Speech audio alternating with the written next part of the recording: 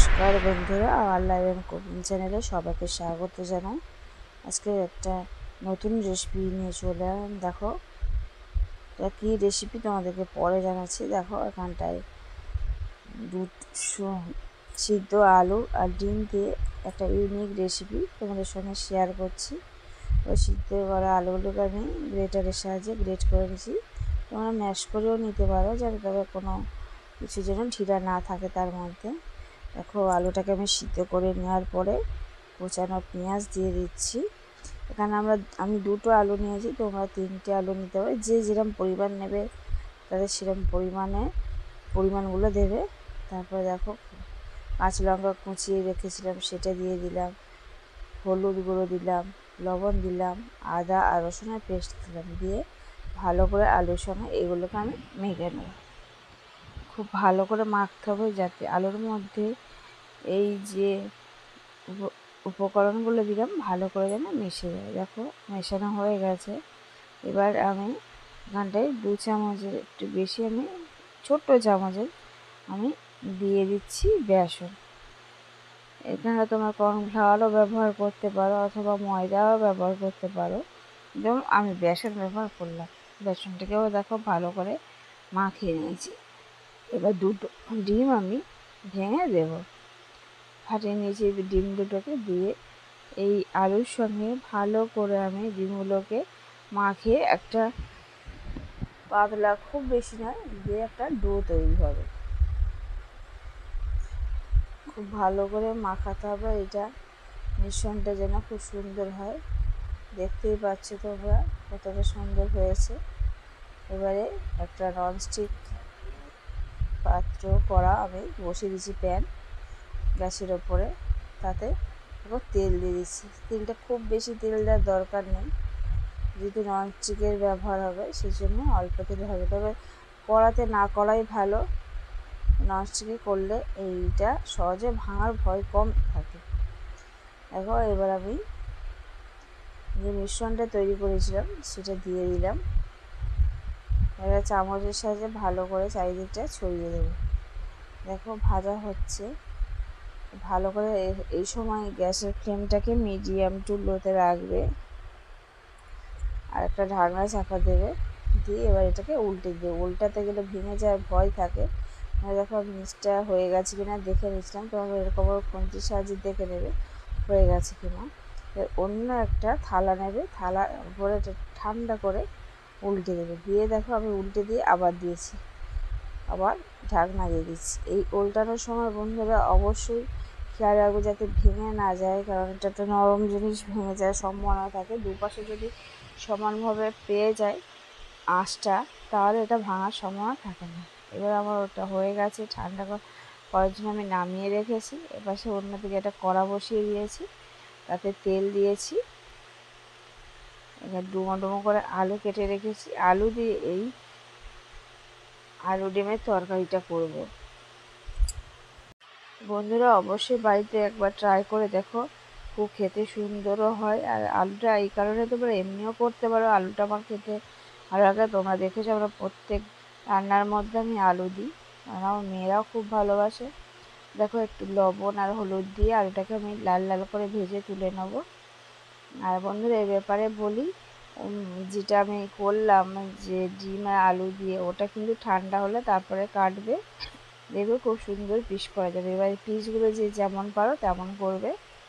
কেউ চৌকো করতে পারো, বা কেউ ত্রিভুজের মতো করতে পারো, কেউ আয়তক্ষেত্রের মতো করতে পারো, যে যেমন পাবে তেমন করবে। এবার আলুটা ভেজে আমি তুলে নিয়েছি। বাকি যে তেলটা আছে সেই তেলেই রান্না হবে। দেখো তোমরা দেখো খুব বেশি আমি তেলেরও ব্যবহার করিনি। শুকনো লঙ্কা দিয়েছি ফোড়ন। এবারে একটা বড় মাপের পেঁয়াজ আমি কুচিয়ে রেখেছিলাম, সেটাকে আমি ভেজে নিচ্ছি। ভাজা হয়ে গেছে। এবার আমি একটা টমেটোকে দিয়ে দিলাম। টমেটোটাকেও পেঁয়াজের সঙ্গে ভালো করে ভেজে নিতে হবে। আর এখানটা রসুন আদার যে পেস্ট আছে সেটাও দিয়ে দিলাম। দিয়ে মশলাগুলো খুব ভালো করে ভেজে নেব। ভালো করে না ভাজলে কাঁচা গন্ধ থাকলে তরকারির টেস্টটা খুব খারাপ হবে। দেখো জিরে গুঁড়ো দিয়ে দিচ্ছি 1 চামচের মতো, আর ধনে গুঁড়োও দিয়ে দিচ্ছি। বন্ধুরা এগুলো সব সম্পূর্ণ খেতে ভালো লাগে মশলার ওপরেই। মশলাটা যতটা ভালো করে কষানো যাবে ততটা খেতে ভালো হয়। হলুদ গুঁড়ো দিয়ে দিলাম, লঙ্কা গুঁড়ো দিয়ে দিলাম, দিয়ে এই আদা রসুন পেঁয়াজ আর মশলাগুলো খুব ভালো করে কষাতে হবে। তরকারি কম তেল হোক, কিন্তু কষানো যত ভালো হবে টেস্টটা তত ভালো হবে। তো দেখো বন্ধুরা অনেকটা কষানো কমপ্লিট হয়ে এসেছে, প্রায় তেল ছাড়তে শুরু করেছে। এই অবস্থাতে আমি ভেজে রাখা আলুগুলোকেও দিয়ে দেবো। দিয়ে এই মশলার সঙ্গে আলুগুলোকে আমি একটু ভালো করে ভেজে নেব, যাতে মশলার মধ্যে আলুর মধ্যে মশলার যে গুণটা আছে সেটা সহজেই চলে যায়। এবারে সামান্য জল, ওই যাতে আলুটা ভেজে রেখেছিলাম একটু সামান্য জল দিয়ে তাতে দিয়ে দিলাম। এবার দেখো এই অবস্থায় হচ্ছে গিয়ে একটু সামান্য আগে লবণ দেওয়া ছিল যেটা স্কিপ করে গেছে, আর সামান্য আমি চিনি দিয়ে দিলাম।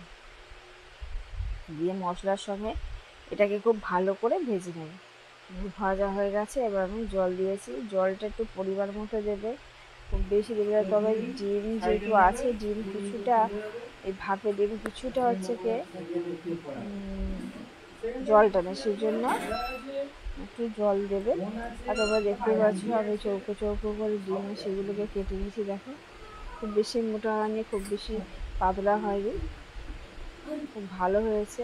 এমনি কাঁচাও এই যে করেছে এই এমনিও খেতে খুব ভালো লাগে, এবং যেহেতু রেসিপি করব তরকারি করব বলে এটা করেছি। দেখো এপাশে তরকারিটা ফুটে গেছে অনেকটাই।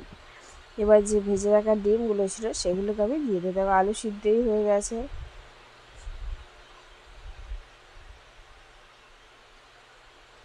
ওগুলোকে আমি দিয়ে দিচ্ছি, ডিমগুলোকে ধীরে ধীরে দেবে যাতে না ঘেঁটে যায়।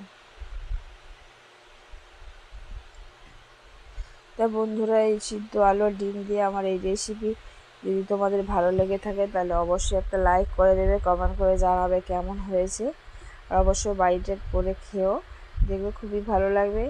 আর যখন হয়তো অল্প ডিম আছে তখন বাড়িতে বেশি নিয়ে ডিম খেতে ইচ্ছা হলে এরকম সিদ্ধ আলু আর ডিম দিয়ে এরকম রেসিপি তোমরা অবশ্যই বাড়িতে ট্রাই করো। অনেকগুলোই হয়েছে, তোমরা দেখেছো, কিন্তু খুব বেশি পরিমাণ ছিল, কিন্তু এটা তো ফুলে গেছে, ফুলের দ্বিগুণ হয়ে গেছে। দেখো এবার ঢাকনা চাপা দিয়ে আমি আরও মিনিট দিয়ে ফুটিয়ে নেব। ফুটিয়ে দিয়ে রেডি হয়ে যাবে আমাদের